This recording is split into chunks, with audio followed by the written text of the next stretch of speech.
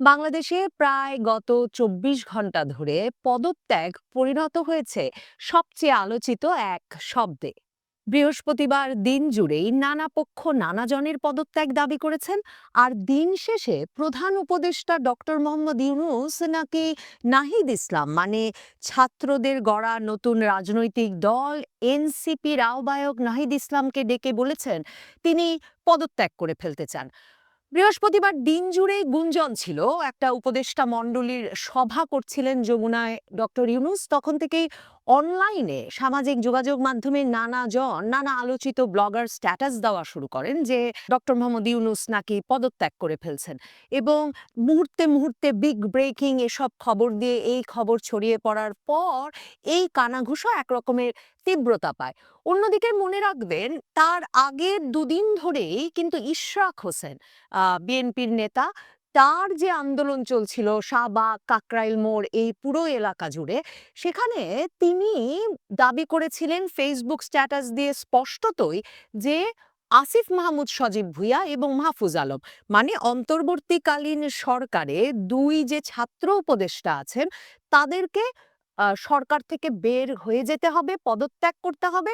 এটা তার আন্দোলনের মূল দাবি। বৃহস্পতিবার আদালতের রায়ে আবারও মেয়র হিসেবে শপথ নেওয়ার বিষয়টি ইশরাক হোসেনের নিশ্চিত হলেও ইশরাক হোসেন তার সমর্থকদের বলেন, যতক্ষণ আসিফ মাহমুদ সজীব ভুঁইয়া আর মাহফুজ আলম পদত্যাগ না করবেন অন্তর্বর্তীকালীন সরকার থেকে, ততক্ষণ আন্দোলন থামানো যাবে না, বরং আরো বিস্তৃত করতে হবে। এরই মধ্যে এনসিপির পক্ষ থেকে দাবি ওঠা শুরু করে যে তারা বলে বিএনপির পক্ষ হয়ে তিন উপদেষ্টা অন্তর্বর্তীকালীন সরকারের ভেতরে কাজ করছেন। একজন অর্থ উপদেষ্টা সালেউদ্দিন আহমেদ, একজন শিক্ষা উপদেষ্টা হিসেবে আগে দায়িত্ব পালন করা এখন পরিকল্পনা উপদেষ্টা ওয়াহিদউদ্দিন মাহমুদ, এবং আরেকজন আসিফ নজরুল। এই তিনজনের নাম উল্লেখ করে তারা বলে যে এই তিনজনকে পদত্যাগ করতে হবে অন্তর্বর্তীকালীন সরকার থেকে। তার মানে এনসিপি বিএনপি মুখোমুখি দাঁড়িয়ে যায়। বিএনপি ইশরাক হোসেনের আন্দোলনে কোনো সরাসরি সমর্থন দিচ্ছিল না, কিন্তু খলিলুর রহমান, জাতীয় নিরাপত্তা উপদেষ্টা মানে ওরফে রজার রহমান, সেই খলিলুর রহমান বুধবারে যে সংবাদ সম্মেলন করেন, মানে সেনা দরবারে যেহেতু স্পষ্টত সেনাপ্রধান বলে দিয়েছেন তখন যে কোনোভাবেই কোনো রকম করিডর দেওয়া যাবে না, এবং তার আগে মঙ্গলবার সেটা গিয়ে জাতীয় নিরাপত্তা উপদেষ্টা খলিলুর রহমান আর প্রধান উপদেষ্টাকে বলে এসেছেন। তার প্রেক্ষিতে বুধবার খলিলুর রহমান যে সংবাদ সম্মেলন করেন, সেখানে এসে তিনি আবার তার যে দ্বৈত নাগরিকত্বের অভিযোগ উঠেছে সেই অভিযোগের জবাবে বলে বসেন, তাকে যদি বিদেশি নাগরিক বলা হয় তাহলে তারেক রহমানকেও বিদেশি নাগরিক বলতে হবে। মানে হঠাৎ করে বিএনপির ভারপ্রাপ্ত চেয়ারম্যান, প্রধানতম নেতা তারেক রহমানের দিকে এই আঙ্গুল নির্দেশ করার পর বিএনপি বৃহস্পতিবারে রুহুল কবির রিজভী আহমেদ সরাসরি এর প্রতিবাদে সংবাদ সম্মেলন করেন এবং পদত্যাগ দাবি করেন জাতীয় নিরাপত্তা উপদেষ্টার। সন্ধ্যাবেলায় খন্দকার মোশাররফ হোসেনের নেতৃত্বে বিএনপির জাতীয় স্থায়ী কমিটির যে সংবাদ সম্মেলন অনুষ্ঠিত হয়, সেখানে বিএনপির পক্ষ থেকে আনুষ্ঠানিকভাবে তিনজনের পদত্যাগ চাওয়া হয়েছে। এক, জাতীয় নিরাপত্তা উপদেষ্টা খলিলুর রহমান। আর সরকারের ভেতরে থেকে খন্দকার মোশাররফ হোসেন বলেন যে যে দুজন উপদেষ্টা একটি বিশেষ দলের প্রতিনিধিত্ব করছেন তাদেরকে বেরিয়ে যেতে হবে, মানে আসিফ মাহমুদ সজীব ভুঁইয়া আর মাহফুজ আলমকে। এসব যখন চলছে তার মাঝে হঠাৎ করে সংবাদ মাধ্যমে খবর আসে যে প্রধান উপদেষ্টা পদে থাকার বিষয়ে আলোচনা করতে নাহিদ ইসলাম যমুনায় গেছেন। আমার সূত্র বলছে শুধু নাহিদ ইসলাম নয়, প্রধান উপদেষ্টা ডেকে পাঠিয়েছিলেন নাহিদ ইসলাম, আসিফ মাহমুদ সজীব ভুঁইয়া, মাহফুজ আলম এবং হাসনাত আব্দুল্লাহ, চারজনকেই। ধরে নিলাম সংবাদ মাধ্যমে প্রকাশ্যে যা জানা যাচ্ছে নাহিদ ইসলামই শুধু গিয়েছিলেন। নাহিদ ইসলাম সে সভা থেকে বেরিয়ে এসে সংবাদ মাধ্যমকে সাক্ষাৎকার দিয়ে বলেন যে প্রধান উপদেষ্টা পদত্যাগের কথা খুব গুরুত্বের সঙ্গে ভাবছেন। তিনি বলেছেন যে রাজনৈতিক দলগুলোর মধ্যে যদি তোমরা ঐক্য ধরে না রাখতে পারো, তাহলে এই যে সংস্কার সহ নানা পরিকল্পনা নিয়ে আমি ক্ষমতায় এলাম, আমি দায়িত্ব নিলাম, তা তো আমি করতে পারবো না, তাহলে আমি চলে যাব। এখন আমরা যারা সারা জীবন ধরে সংবাদের খোঁজ রাখি, দেশি বিদেশি খবরের কাগজ পড়ি কিংবা আমার মতো যারা সাংবাদিকতা করি, আমরা জানি যে খবর একটা সভা থেকে ততটুকুই বের হয় যতটুকু খবর আসলে যারা ওই সভায় উপস্থিত ছিলেন তারা খবর করতে চান বা তারা দিতে চান। ঠিক যেমন কারণে সেনা প্রধানের দরবারের গোপন খবর আপনার আমার সবার কাছে পৌঁছে যায় ৩রা আগস্ট কিংবা ২১শে মে, ঠিক সে কারণেই বৃহস্পতিবার নাহিদ ইসলাম আর প্রধান উপদেষ্টার এই বৈঠকের খবর এরপর সংবাদ মাধ্যমে ছড়িয়ে পড়ে। সবাই লেখা শুরু করেন যে প্রধান উপদেষ্টা বলে দিয়েছেন তিনি পদত্যাগের জন্য প্রস্তুত। এখন প্রধান উপদেষ্টা নাহিদ ইসলামকে কি নির্দেশনা দিয়েছেন, আপনি যদি নাহিদ ইসলাম বেরিয়ে সংবাদ মাধ্যমকে কি বলেছেন সেটা বিশ্লেষণ করেন, দেখবেন তিনি বলেছেন তোমরা যদি ঐক্যে না আসতে পারো, মানে কি এনসিপি, বিএনপি, জামায়াতে ইসলামী, শিবির, হেফাজতে ইসলাম সবাইকে এখন ডক্টর ইউনূসের পিছে ঐক্যবদ্ধ হতে হবে। আপনারা তো বুঝতেই পারছেন যে ডক্টর ইউনূস যদি উদ্বিগ্ন না হতেন তার পদত্যাগের সিদ্ধান্ত বিষয়ে, এর আগে আমরা এই ছাত্র নেতাদের নানা রকম মানে আমি কি বলবো আইন শৃঙ্খলা বিরোধী কাজ করতে দেখেছি, নানা রকম ভয়াবহ হুমকি দিতে দেখেছি, বিভিন্ন সরকারি অফিস, কোর্ট, আদালত দখল করে তারা পথ পদায়ন করেছেন, ডেডলাইন দিয়েছেন, আন্দোলন করেছেন। কোনোদিন ডক্টর ইউনূস তাদের ডেকে বলেননি তোমরা সংযত হও। এই প্রথম ডক্টর ইউনূস তাদের ডেকে বললেন সংযত হও আর রাজনৈতিক দলগুলোর মধ্যে ঐক্য গড়ে তোলো। তো নাহিদ ইসলাম, হাসনাত আব্দুল্লাহরা যে এই ইঙ্গিতের অর্থ বুঝলেন, এটা বুঝতে কোনো কষ্ট হয় না, কারণ রাতের বেলা তারা রাজুকে ঘিরে, ঢাকা বিশ্ববিদ্যালয়কে ঘিরে জুলাই ইউনিটি ব্যানারে একটা মিছিল সমাবেশ সাজানোরও চেষ্টা করেছিলেন, মানে লোক জমানোর একটা চেষ্টা হয় যেখানে দিল্লি না ঢাকা স্লোগান দেওয়া হয়, যেখানে ডক্টর ইউনূসকে রাখার জন্য এই সমাবেশ, মানে অন্তর্বর্তীকালীন সরকার এই আন্দোলন পরবর্তী সরকারের স্থিতিশীলতা নিশ্চিত করার জন্য এই সমাবেশ বলা হয়। মনে হয় ৪০-১০০, আমি জানি না, মানে ভিডিওতে দেখে যেটা জানলাম এবং খবরে যা দেখলাম ৪০-১০০ মানুষ হয়েছে, কাজেই তারা তখন লোক জমাতে পারে না। আর নাহিদ ইসলাম অন্যদিকে কি করতে থাকেন, মানে এনসিপির নেতৃবৃন্দ এই ছাত্র নেতারা জানেন যে তাদের ডাকে কখনো কোথাও বাংলাদেশের কোথাও কোনো লোক হয়নি। তারা শেষ পর্যন্ত যমুনাতেও আসলে কাদের লোক বলের ভিত্তিতে কিছু লোক জমাতে পেরেছিলেন। চরমোনাই পীরের ইসলামী আন্দোলন বাংলাদেশ এসেছিল, হেফাজতে ইসলাম এসেছিল, জামায়াত শিবিরের নেতাকর্মীরা এসেছিল। গতকাল সারা দিন জামায়াত শিবিরের নেতৃত্ব স্থানে থাকা বিভিন্ন ব্যক্তিরা, ব্লগাররা মন্তব্য করেছেন যে জামায়াত শিবিরের এবার এই অন্তর্বর্তীকালীন সরকারকে বাঁচাতে কিংবা এনসিপির পাশে গিয়ে দাঁড়ানোর জন্যে একতাবদ্ধ হওয়ার বা তাদের পিছে গিয়ে দাঁড়ানোর কিছু নাই, কারণ মাহফুজ আলম বারবার জামায়াতে ইসলামীকে যুদ্ধাপরাধের কাফফারা দিতে বলে, বলে রাজনীতি করতে আসলে পাকিস্তান পন্থা বাদ দিয়ে ৭১-এর যুদ্ধাপরাধের জন্য ক্ষমা চেয়ে সাফ দিলে তারপর আসতে হবে। মানে যমুনায় পুরো আন্দোলন জমিয়ে দিলেন জামায়াত শিবির নেতাকর্মীরা এই আওয়ামী লীগের কার্যক্রম নিষিদ্ধের জন্য হাসনাত আব্দুল্লাহর ডাকে। এরপরেও মাহফুজ আলমের এসব কথায় ভীষণভাবে বিরক্ত জামায়াত শিবিরের কর্মীরা। শুধু তো তাই নয়, মাহফুজ আলম ওই যে জগন্নাথে বোতল খেয়ে তিনি কিন্তু বললেন যে এই কাজ করেছে জামায়াত শিবিরের কর্মীরা, যারা নাকি যে কোনো আন্দোলনে অন্তর্ঘাত করতে স্যাবেটুর হিসেবে যে কোনো আন্দোলনে ঢুকে পড়ে। এরপর থেকে জামায়াত শিবিরের কর্মীরা আসলে বিশ্বাস রাখতে পারছেন না যে এরা ডাকলেই তারা রাজপথে নেমে পড়বেন কিনা। সে কারণে কালকে ঢাকা বিশ্ববিদ্যালয়ে কোনো লোক জমাতে পারেননি তারা। জামায়াতে ইসলামী এখন আনুষ্ঠানিকভাবে যেতে চাইছে। জামায়াতে ইসলামীর আমির ডাক্তার শফিকুর রহমান সরাসরি বলেছেন যে ডক্টর ইউনূসের উচিত সর্বদলীয় রাজনৈতিক বৈঠক ডাকা, মানে জামায়াত শিবিরকে ডাকলেই তারা হাসনাত আব্দুল্লাহ বা নাহিদ ইসলাম কি মাহফুজ আলমের পেছনে গিয়ে দাঁড়াবে কিনা সেটা নিয়ে তাদের মধ্যে দ্বিধা তৈরি হয়েছে।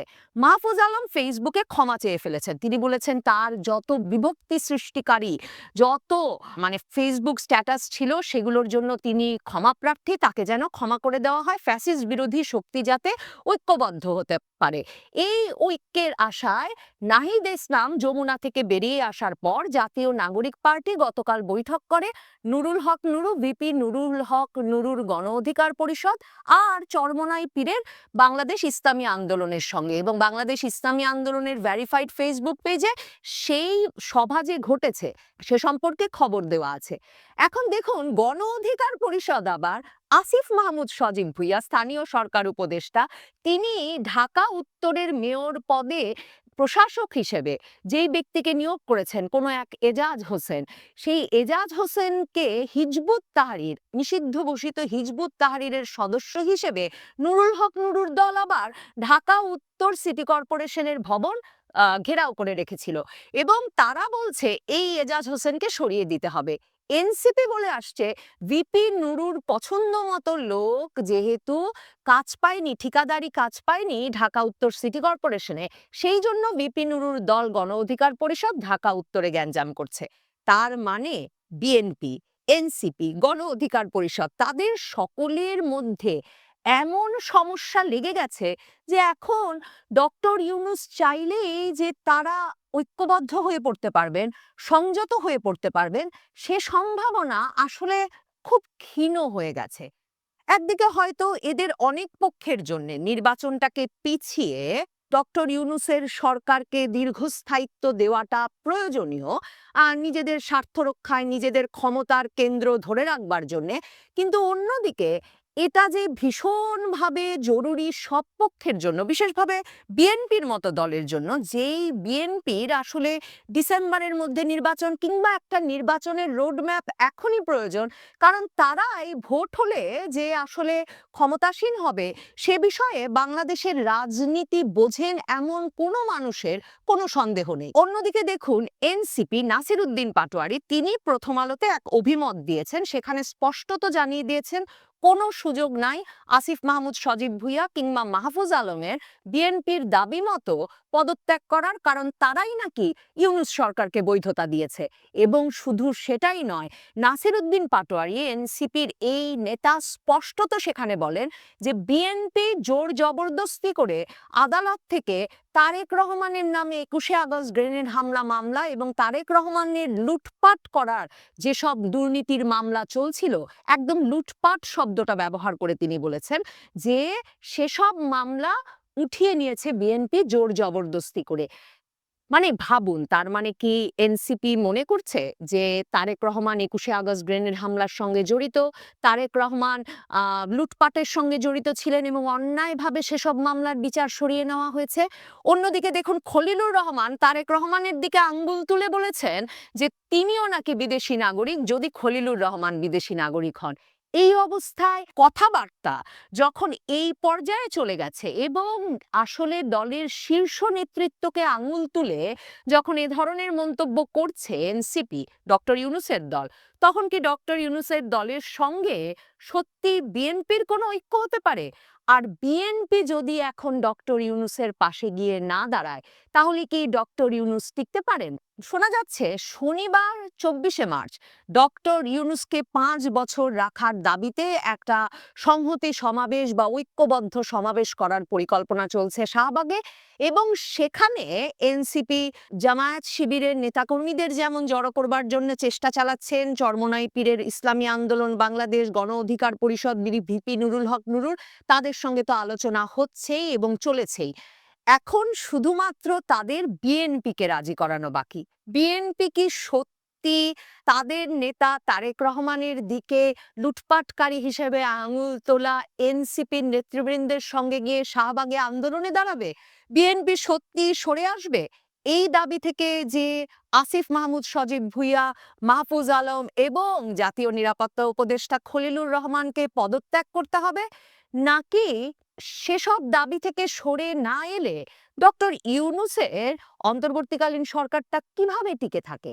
এতজন উপদেষ্টা যদি পদত্যাগ করে ফেলতে হয় এবং বিএনপির তরফের দাবির কারণে ৩ জন জাতীয় নিরাপত্তা উপদেষ্টা যদিও অন্তর্বর্তীকালীন সরকারের উপদেষ্টা মণ্ডলীর সেভাবে অন্তর্ভুক্ত নন, মন্ত্রী পদমর্যাদায় হলেও, মানে আসিফ মাহমুদ সজীব ভুঁইয়া, মাহফুজ আলমকে করতে হবে বিএনপির দাবিতে আর এনসিপির দাবিতে, তার মানে পদত্যাগ করতে হবে সালেউদ্দিন আহমেদকে, ওয়াহিদুদ্দিন মাহমুদকে এবং ডক্টর আসিফ নজরুলকে। এবং সত্যি কি আসিফ নজরুল, সালেউদ্দিন আহমেদ এবং ওয়াহিদুদ্দিন মাহমুদ তাদেরকে পত্রিকায় লিখে এনসিপি নেতা নাসির উদ্দিন পাটোয়ারি সরাসরি ভারত এবং সেনাবাহিনীর এজেন্ডা বাস্তবায়নকারী হিসেবে চিহ্নিত করার পরেও সালেউদ্দিন আহমেদ, ওয়াহিদুদ্দিন মাহমুদের মতো সিনিয়র ব্যক্তিরা এবং আসিফ নজরুল সরকারে থেকেই যাবেন?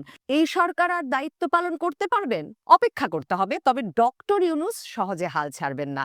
ডক্টর ইউনূস যে দীর্ঘ মেয়াদে আসলে অন্তর্বর্তীকালীন সরকারের প্রধান উপদেষ্টা হতে চান, সেটা নবনীতা চৌধুরীর বয়ান শুরু করবার পরই জানুয়ারি মাস থেকেই কিন্তু আপনাদেরকে মনে করিয়ে দিচ্ছিলাম। কারণ ১/১১ সরকার যখন গঠিত হবে, তখন যখন সে সময়কার সেনাপ্রধান মইনুল আহমেদ তার সঙ্গে যোগাযোগ করেছিলেন, তিনি মইনুল আহমেদের প্রস্তাবে প্রধান উপদেষ্টা হতে রাজি হন নাই। তার প্রধান কারণ ছিল মইনুল আহমেদ তাকে বলেছিলেন যে একটা সুনির্দিষ্ট সময়ের মধ্যে নির্বাচন অনুষ্ঠান করতে হবে এবং ডক্টর মোহাম্মদ ইউনূস বলেছিলেন তার দীর্ঘ সময়ের জন্য বাংলাদেশের দায়িত্ব দরকার।